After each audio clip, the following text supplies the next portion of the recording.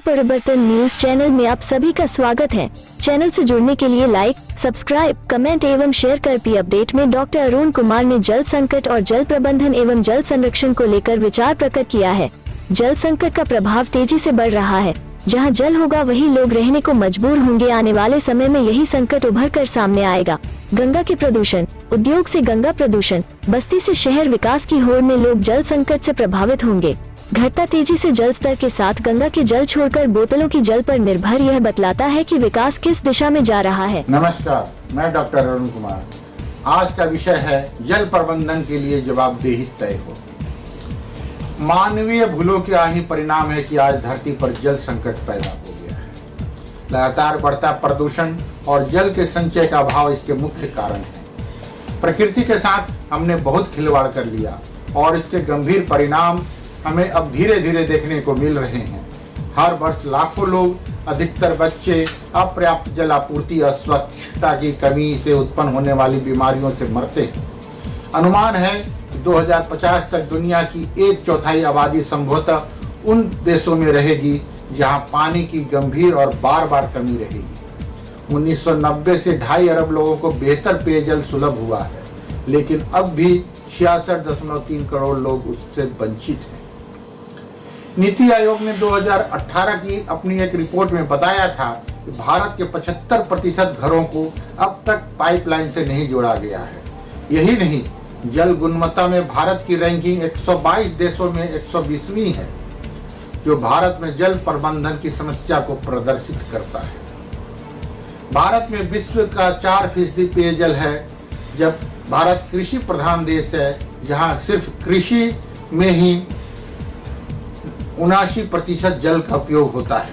आवश्यकता है कि जल का प्रबंधन ऐसे किया जाए जिससे कि कम जल में ज्यादा उत्पादन हो सके। इसके लिए तकनीक का सहारा लिया जा सकता है। बढ़ती आबादी, तीव्र औद्योगिकरण और अनियोजित शहरीकरण में लगातार हो रही वृद्धि से जल प्रदूषण बढ़ता ही जा रहा है। अगर हम नदियों, तालाबों आदि को प्रदूषित करते रहें तो वह दिन दूर नहीं जब नदियों का पानी बिल्कुल भी उपयोग के लिए लायक ना रहे। नदियों में प्रदूषण रोकने के लिए सरकार ने कुछ प्रयास भी किए, जिसका कोई विशेष असर नहीं दिख रहा है। इसके लिए सीवर लगाए गए, उद्योगों में जीरो डिस्चार्ज का प्रयास किया गया ताकि कचरा नदियों को गंदा ना कर सके। लेकिन विभिन्न प्रयासों के बाद भी गंगा में गंदगी जस की तस है।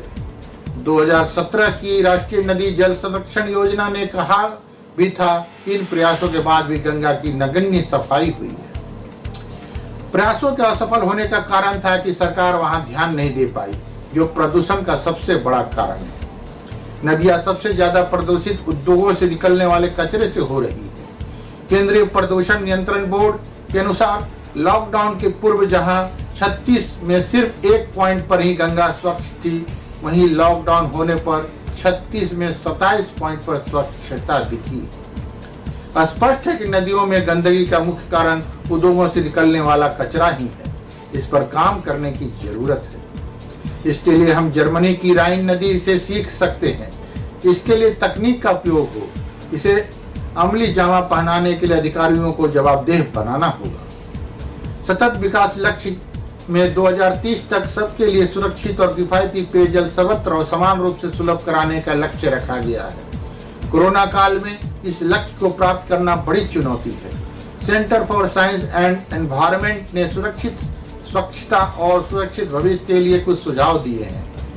इनमें अधिक से अधिक शौचालय स्थानों पर स्वच्छता सुविधा उपलब्ध कराना और मल के उपचार और मल अपशिष्टि के पुनः उपयोग को बढ़ावा देना शामिल है। यह सुनिश्चित करना भी जरूरी है कि शहर के बीचों बीच खुले नालों से निकलने वाले सीवेज को बायो रेमिडिएशन तकनीक से शोधित किया जाए। बात नदियों की हो तो उसमें एक नदी के सभी हिस्सों को पर्यावरणीय प्रवाह अनिवार्य किया जाना चाहिए। शहरों को पानी का इस्तेमाल कम करना चाहिए और पानी के लिए भुगतान करना चाहिए। भारत जैसे बड़े देश के उज्जवल भविष्य के लिए जल प्रबंधन करना अति आवश्यक है।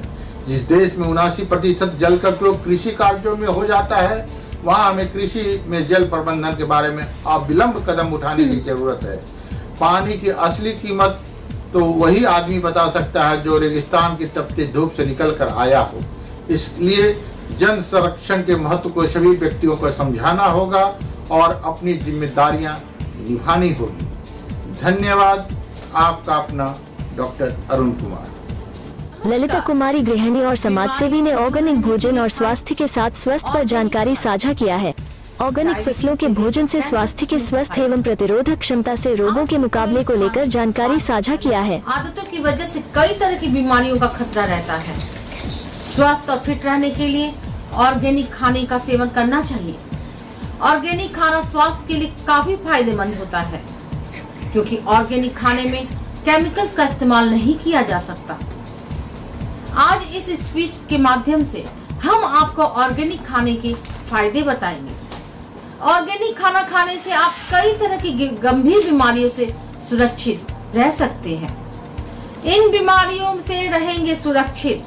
ऑर्गेनिक खाने में विटामिन, खनिज, प्रोटीन, कैल्शियम, आयरन जैसे पौष्टिक तत्व काफी मात्रा में पाए जाते हैं। तो कई तरह की बीमारियां जैसे हाई ब्लड प्रेशर, डायबिटीज और कैंसर से सुरक्षित रखने में सहायक होते हैं। इम्यून सिस्टम मजबूत रहता है। ऑर्गेनिक खाना खाने से इम्यून सिस्टम मजबूत होता है। इम्यूनिटी बढ़ाने के लिए ऑर्गेनिक खाने का सेवन करें। कोरोना काल में इम्यून सिस्टम को बढ़ाने के लिए लोग कई चीजों को डाइट में शामिल कर रहे हैं। आप इम्यूनिटी बढ़ाने के लिए ऑर्गेनिक खाने को भी डाइट में शामिल कर सकते हैं। वजन नियंत्रण में रहता है। आज के समय में कई लोग वजन बढ़ाने की समस्या से भी परेशान रहते हैं। वजन को नियंत्रण में रखने के लिए डाइट में ऑर्गेनिक खाने को शामिल करें।